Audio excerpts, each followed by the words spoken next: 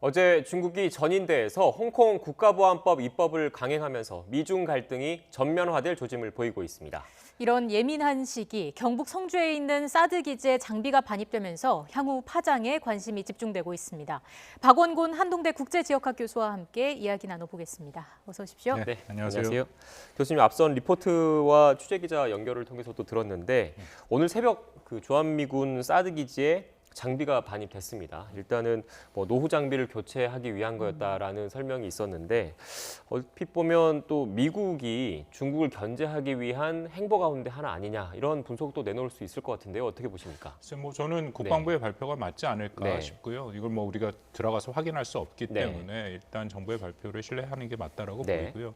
지금 말씀하신 일부에서 미국이 중국을 압박하기 위해 이 시점을 택했다고 하는 네. 그런 네. 얘기들이 나오는데 네. 현실적으로 그건 좀 쉽지 않을 거라고 생각을 합니다. 네. 왜냐하면 미국의 입장에서는 이 사드가 한국만 있는 것이 아니라 전 세계에 있고 또 네. 페이트리엇이라고 해서 미사일 방어 시스템이 있고 거기에 따라서 필요한 장비들이 교체를 하든지 노후화 장비를 바꾼다든지 하는 계획이 있거든요. 네. 그렇기 때문에 그것은 하루 이틀 만에 결정되는 것이 아니라 상당 기간 준비를 해서 그 절차에 따라서 지금 이 뭔가 교체가 이루어진다라고 보는 게 맞고요. 네. 특히 이건 좀 트럼프 행정부의 전반적인 대외 정책 난맥상이기도 한데 만약에 그 얘기가 맞다면은 미국 국방부랑 국무부랑 이 백악관이랑 서로 간에 다 사전에 협의를 해서 이 시점을 맞춰야 되는데 네. 그거 자체도 좀 어려운 일이 아닌가 싶습니다.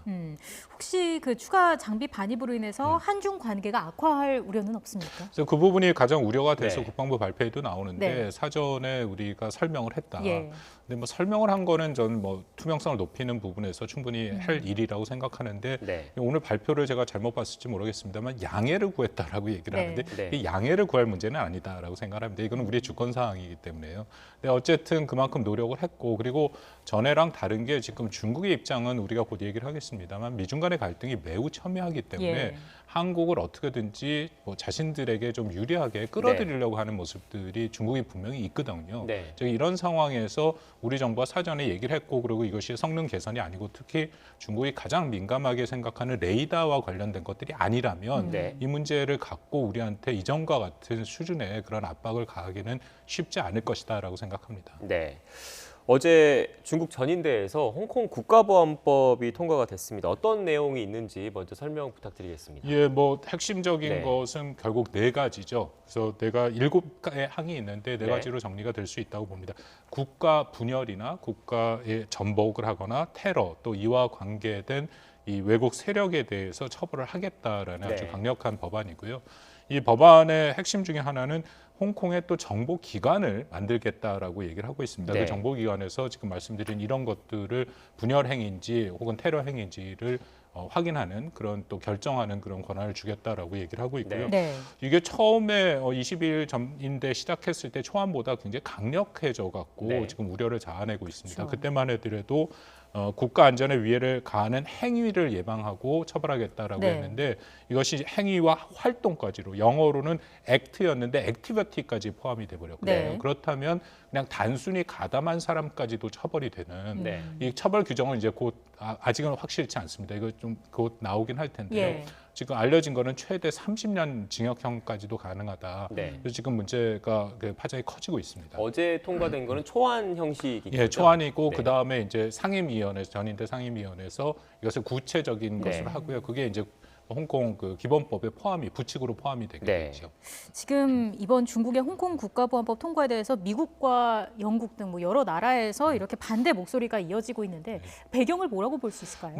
가장 큰 것은 이것이 과연 말씀을 드린 것처럼 일국 양제라는 예. 거, 중국이 약속을 했죠. 그것은 하나의 국가긴 하지만 다른 두 체제를 인정하겠다. 네. 중국은 공산당이 통치를 하는 하나의 이제 권위주의 체제인데 거기에 비해서 홍콩은 우리가 잘 알다시피 상당히 개방된 완전한 자유민주주의는 아니지만 민주적인 요소가 굉장히 많은 네. 그런 체제지 않습니까? 네. 그런데 지금 이 홍콩 국가보안법을 통해서 사실상 홍콩을 중국화하고 있다. 아까 말씀드린 결정적으로 중국의 그런 어떤 공안 기관이 들어가서 그것을 내치를 확인한다면 이게 더 이상 일국 양제의 모습은 아니다. 네. 네. 일국 양제라는 것은 84년에 중국과 영국 사이에 합의를 한 것이고요. 그것은 유엔에서도 이 조약의 성격을 인정을 해놓은 것입니다. 네. 그래서 지금 말씀하신 그런 주로 이제 서구 국가, 미국을 중심으로 하는 국가에서는 이것이 중국의 국제사회의 조약과 약속을 위반한 것이다. 이제 그렇게 비난을 하고 있죠. 네, 홍콩에선 시민들이 크게 반발하면서 시위도 지금 벌어지고 있죠.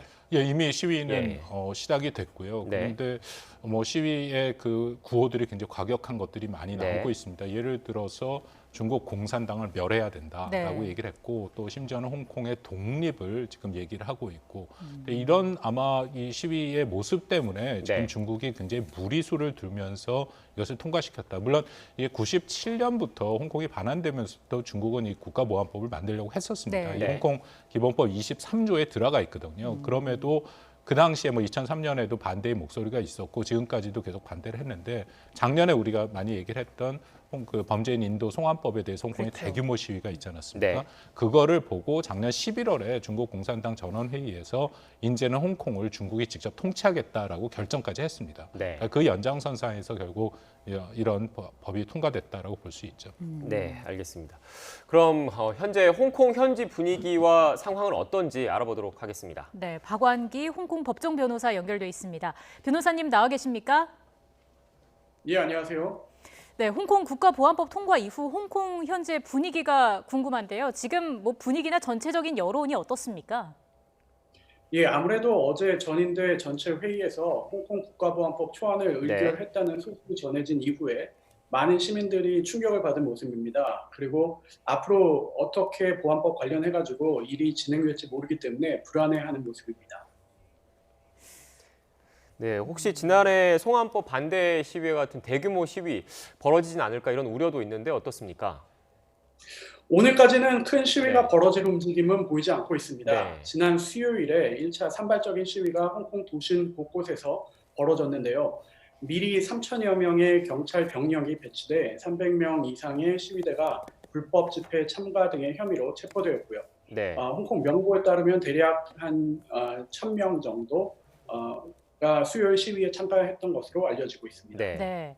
변호사님, 그 중국의 홍콩 국가보안법 제정에 반대하는 시위 참가자들 보면 이 5개 손가락과 1개의 손가락을 펼쳐 보이던데 이게 의미하는 바가 뭔가요? 작년 송환법 반대 시위를 할 때부터 시위대가 5개 손가락과 또 말씀하신 대로 1개의 손가락을 펼쳐 보이면서 네. 5 demands, not one less라고 외쳤었는데요. 그 5개 요구는 송환법 공식 철회, 경찰의 강경 진압에 관한 독립적 조사 실시, 시위대 폭도 규정 철회, 체포된 시위대의 조건 없는 석방 및 불기소, 행정장관 직선제 실시입니다. 이제 송환법은 철회된 상황이기 때문에 송환법 자리에 보안법 제정 반대가 들어가는 것 같습니다. 네. 홍콩 국가보안법이 통과되기 전에 현재 그 캐리람 행정장관이 성명을 발표했는데 통과된 이후에 공식적인 입장은 나왔습니까? 캐릴람 행정장관이 말씀하신 대로 26일 성명을 발표한 것 외에 아직까지 보안법이 베이징에서 의결된 이후에는 홍콩 네. 정부 입장이 나온 건 없습니다. 네. 어제 그 의결이 된 게 홍콩 보안법 초안이잖아요. 그럼 이게 예. 뭐가 국가 안보를 해치는 행위인지 구체적인 내용의 입법안은 아직 공개가 안 된 건가요? 아직 공개가 되진 않았습니다. 네. 박 교수님께서 말씀을 하신 대로 전인대에서 처음 발표한 홍콩 보안법 초안에는 국가 안전을 위해하는 행위를 예방, 금지, 처벌한다는 내용을 담고 있는데요. 의견된 수정안에는 행위뿐만 아니라 활동도 포함이 되어 있습니다. 이 활동이 포함되어 있다는 것이 네. 개인적인 위법 행위뿐만 아니라 그런 활동에 참여하는 모든 사람들이 처벌을 받을 수 있는 근거가 되기 때문에 그 대상이 확대될 잠재력이 커진 것으로 해석을 할 수 있을 것 같습니다. 네. 하지만 아직까지 수정된 입법안 외에는 다른 구체적인 것들은 공개된 게 없고요. 단지 홍콩 시민들의 우려를 고려해서 보안법 위반 시 재판을 받게 될 경우 홍콩에서 모든 재판 절차가 진행이 될 것이고 공개 재판, 무죄 추정의 원칙, 적법 절차의 원칙에 따른다는 보호 규정이 삽입될 것이라고 알려지고 있습니다. 네. 앞으로 어떤 과정을 거쳐서 시행이 되는지 또 실제로 시행이 되면 홍콩 시민들한테 직접적으로 어떤 제약을 받게 되는지도 설명 부탁드리겠습니다. 전인대가 의결한 법안이 상무위원회로 이제 넘어가게 되고요. 또 네. 조문을 구체화하는 작업을 거쳐서 홍콩 정부 주도로 제정되게 되는데 홍콩의 미니 헌법인 기본법 부칙 3조에 삽입해서 시행을 하겠다는 그런 입장입니다. 네. 그리고 아직 구체적인 법안의 범위를 모르기 때문에 홍콩 시민들에게 어떤 제약이 있을지는 사실 알기 어려운 부분입니다. 하지만 외국 단체 및 세력과 결탁해 홍콩 내부 내정을 개입하는 그런 행위, 활동을 할 수 없게 되고요. 또 장기현 송화법 시위 때처럼 일부 시위대가 홍콩의 독립을 주장하는 행동을 보였는데 이는 보안법에 저촉되게 됩니다. 네. 자, 그리고 얼마 전 변호사님이 속해 있는 홍콩 변호사협회가 국가보안법 제정의 법적 정당성에 대한 문제를 제기한 걸로 알고 있습니다. 어떤 내용을 담고 있습니까? 성명을 낸 곳은 제가 소속된 홍콩 법정변호사회입니다. 예. 법정변호사회의 성명에는 국가보안법에 크게 4가지 문제점이 있다고 지적을 하고 있는데요. 첫 번째로 문제 제기를 하는 것이 기본법 18조에 따르면 부칙 3조에 삽입될 수 있는 것은 외교, 국방 등 홍콩 자치 영역 밖에 있는 것이라고 규정을 하고 있는데 보안법이 그 자치 영역 밖에 있는 것인지 아닌지 법리상의 문제가 있지 않나 라는 그런 입장이고요. 또 기본법 23조는 홍콩이 스스로 국가보안법을 제정하도록 하고 있습니다. 기본법 66조는 또 홍콩 입법회가 모든 입법 활동을 할 수 있도록 규정을 하고 있기 때문에 전인대가 홍콩 국가보안법을 제정할 법적 근거도 없고 권한도 없다고 하는 입장입니다. 두 번째로 전인대가 발표한 계획대로라면 홍콩의 입법부를 통해서 보안법이 제정되는 것이 아니라 홍콩 정부에 의해서 반포되겠다고 하는 건데 그럴 경우 시민들에게 큰 영향을 미칠 수 있는 법이 공공협의 과정 없이 반포될 수 있고 또 국제인권법에서 보장하고 있는 기본적인 자유와 권리가 기본법으로 보장되고 있는데 국가보안법이 국제인권법 등 국제규약과 충돌할 가능성이 있지 않나라고 하는 입장입니다. 네. 또 세 번째로는 국가보안법이 제정되면 중국 중앙정부가 홍콩 자치에 간섭하지 않도록 규정한 기본법 제22조를 어떻게 준수할 수 있을지 분명하지 않다라고 지적을 하고 있고 또 마지막으로는 보안법 초안 3조에 따르면 홍콩의 행정, 입법, 사법부가 해당 법률에 따라 국가 안보를 위협하는 행위를 예방하고 저지하고 처벌해야 한다고 명시하고 있는데 이는 홍콩의 사법부의 독립성이 훼손될 가능성도 배제할 수 없지 않나라고 하는 입장입니다. 네. 변호사님 마지막으로요. 미국이 홍콩의 특별지위 박탈하겠다 이런 것도 시사를 했거든요. 현지 시민들 분위기는 어떻습니까?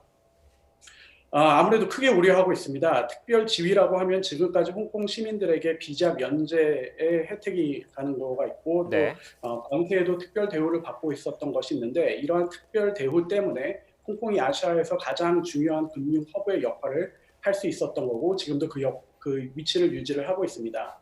그래서 홍콩을 베이스로 하는 많은 중국 외국 기업들이 촉각을 세우고 미국 트럼프 대통령의 반응을 지금 지켜보고 있습니다. 네, 알겠습니다. 지금까지 박완기 홍콩 법정 변호사와 함께 이야기 나눠봤습니다. 오늘 말씀 고맙습니다. 네, 감사합니다. 네, 계속해서 박원공 교수님과 함께 이야기를 좀 나눠보겠습니다. 그 미중 갈등과 관련해서도 얘기를 안 할 수가 없는데 트럼프 대통령이 중국의 홍콩 보안법 강행에 대해서 내일 맞대응을 할 예정이라고 합니다. 어떤 대중 제재가 나오게 될까요? 트럼프 대통령이 이미 예고를 했었죠. 네. 이번 주 안으로 강력한 조치를 할 것이다. 곧 알게 될 것이다라고 얘기했고 한국 시간으로 이제 내일 발표가 될 텐데요. 몇 가지 지금 예상되는 거는 있습니다. 근데 가장 관건은 지금 잠깐 얘기가 나왔습니다만 홍콩의 특별 지위. 네. 그래서 무역과 관세와 비자와의 투자에 대해서 예외 조항을 준 건데 그걸 과연 전체를 다 철폐를 할 것이냐 말 것이냐. 예. 그거는 현재로서는 좀 조심스럽지만 어려울 것 같고요. 물론 이제 그 방향으로 미국이 움직일 가능성은 있다라고 봅니다. 다만 지금 당장 할 수 있는 것은 홍콩 국가보안법을 만드는 과정에 관여를 했던 개인이라든지 기관이라든지에 대해서 개별 제재가 가능하거든요. 네. 그래서 그들의 금융 자산을 동결하거나 아니면 미국에 오지 못하도록 비자를 중단하거나 이제 그런 작업들이 있을 가능성이 있다라고 봅니다. 네. 앞서 그 박완기 변호사님과도 좀 얘기를 나눴는데 홍콩 시민들도 우려를 하는 것 같습니다. 홍콩의 특별 지위를 박탈하면 구체적으로 어떤 점들이 달라지는 건가요? 우려가 많이 되죠. 특히 네. 홍콩에 계시는 분들은 우려가 특히 될 거라고 네. 생각을 합니다. 그렇게 되면 홍콩에 사실상 여태까지 유지해왔던 국제사회 국제금융의 허브라는 네. 4대 허브라고 얘기하는 그 모습이 사라질 가능성이 매우 크죠. 네. 일단은 이 관세 같은 경우에 지금 무역 전쟁이 미중 간에 있었습니다만 홍콩은 예외로 돼 있어서 최대 25%까지 미국이 중국 관세를 부과했는데 네. 그 관세가 적용 안 되고 있습니다. 그리고 또 홍콩은 홍콩 달러랑 미국 달러랑 이 연동형, 고정형 이 환율제를 유지해갖고 네. 충분하게 그 달러의 유동성을 지금 확보해주고 있는데 그것도 없어진다면은 홍콩에 있는 많은 은행들이 어려움을 겪을 수도 있고요. 네. 또 홍콩은 세계 지금 7대 항구 중에 하나거든요. 네. 그 홍콩에서 여러 가지 세제 혜택이 있기 때문에 홍콩을 통해서 우리도 많이 이제 수출을 하고 또 이 홍콩을 통해서 수입도 하고 하는 형태가 되는데 네. 그런 것에 대한 장점이 또 다 사라지는 부분이 있고요. 또 중국 같은 경우에는 지금 미중 간의 갈등이 있어서 미국에 상장하는 지난번에 한번 얘기를 했습니다만 그 외국 기업 금지법이 상원에서 만장일치로 통과가 네. 돼갖고 중국이 우회로로 한 게 이제 이 홍콩에 상장을 해서 그것을 통해서 중국 기업들 얘기합니다. 네. 그것을 통해서 자금을 얻는 방법이 있는데 네. 그것도 지금 어려워질 수가 있죠. 그래서 전반적으로 홍콩에 미치는 영향은 매우 크고 중국한테도 적지 않은 영향을 미친다라고 생각하는데 예. 중국 정부 입장에서는 뭐 이런 얘기를 합니다. 97년에 홍콩을 반환할 때 전체 네. 중국 GDP에서 홍콩이 차지한 비율은 20%가 넘었는데 네. 지금은 3% 미만이다. 그래서 네. 우리는 버틸 수 있다. 뭐 그렇게 얘기도 하고 있습니다. 앞서 교수님께서 미중 간의 갈등이 상당히 첨예한 상황이다라는 말씀을 해주셨는데 이렇게 되면서 2차 무역 전쟁 우려도 나오고 있지 않습니까? 뭐 그것은 이미 많이 얘기가 예. 되고 네. 있죠. 왜냐하면 일단 1차 무역 협정 자체에 대해서 지금 계속 트럼프 대통령이 비난의 목소리를 하고 있고 과연 중국이 제대로 이것을 지키고 있는지 자신들이 보겠다. 근데 중국에서도 이것에 리커창 총리가 이번 전인대에 1차 무역 협정을 존중한다 얘기를 하긴 했지만 이 코로나19의 전반적인 영향 때문에 중국에서도 수입을 하기 원래 예상은 2년 동안 2천억 달러를 수입을 해야 되는데 그게 쉽지는 않거든요. 예. 네. 그런 상황이 있어서 중국 내에서도 1차 무역 협정을 좀 개정해야 되는 거 아니나 얘기를 하는데 트럼프 행정부는 절대 안 된다고 얘기를 하니까요. 그렇다면 2차 무역 협정도 못 갈 수도 있고 그리고 아까 말씀드린 것처럼 이 홍콩 국가무역법 때문에 만약에 다시 관세 카드를 쓴다면 1차 무역 협정 자체가 와야 되는 그런 상황으로 전개될 수도 있죠. 네. 지금 트럼프 대통령, 뭐 미국 정부가 이렇게 홍콩 문제에 유독 관심을 갖는 이유는 뭐라고 보십니까? 한 세 가지 정도로 보이는데요. 네. 첫 번째는 계속 말씀을 나눈 것처럼 국제사회의 약속을 중국이 명백하게 위반한 것이죠. 그리고 우리 박원기 변호사도 얘기한 것처럼 인권의 문제입니다. 네. 이제 그 문제가 미국을 비롯해서 국제사회가 같은 목소리를 내는 거고요. 두 번째는 미국이 지금 중국을 아까 말씀드린 것처럼 전면적인 면에서 부상을 억제하고 있지 않습니까? 네. 특히 이게 코로나19로 인해서 훨씬 더 이런 것의 속도가 빨라지고 있는 이제 그 측면도 있는 거고요. 미국 내에서도 이른바 중국 때리기는 상당히 공감대를 형성하고 있어서 미 네. 의회와 미 대중도 지지를 하고 있고요. 세 번째는 트럼프 대통령의 그 개인적인 정치적인 목적도 있다라고 봅니다. 지금 코로나19로 인해서 굉장히 지지율이 떨어졌고 그럼 올 11월에 있는 대선에서도 어려워질 수가 있으니까 네. 중국한테 책임을 돌리면서 뭔가 돌파를 하려고 하는 그런 모습도 보입니다. 예. 이렇게 미국과 중국의 갈등이 심해질수록 우리나라도 여러 분야에서 좀 타격을 입을 것이라는 전망도 나오고 있는데 어떻게 대처를 해야 할까요? 뭐 그렇습니다. 일단 홍콩으로 좁혀서 말씀드리면 네. 홍콩은 우리나라의 네 번째 수출국입니다. 네. 그렇기 때문에 말씀드린 특별 지위가 없어진다면 우리나라 기업들도 홍콩에 굉장히 많이 들어가 있고요. 그래서 전반적으로 미치는 영향이 적지 않을 것이고 또 지금 위안화랑 사실 원화랑 같이 움직이는데 그것도 문제가 있고 우리 주식 시장도 다 걸려 들어가 있죠. 그거는 이제 뭐 경제적인 미치는 영향이고 그거 외에도 큰 모습에서 지금 미국과 중국의 양쪽에 다 압박을 받고 있지 않습니까? 네. 홍콩 국가보안법에도 얼마 전에 주중 한국 대사가 중국의 입장을 한국이 이해해 주기를 바란다라는 얘기를 했고 반면에 일부 보도에 의하면 워싱턴에서 또 한국을 비롯해 우방국을 미국이 같이 얘기를 하면서 이것을 같이 가자라는 얘기도 하고 네. 그러니까 지금 굉장히 입장이 어려운 상황인 것은 분명해 보입니다. 네, 알겠습니다. 지금까지 박원권 한동대 국제지역학 교수와 함께 이야기 나눠봤습니다. 오늘 말씀 고맙습니다. 고맙습니다.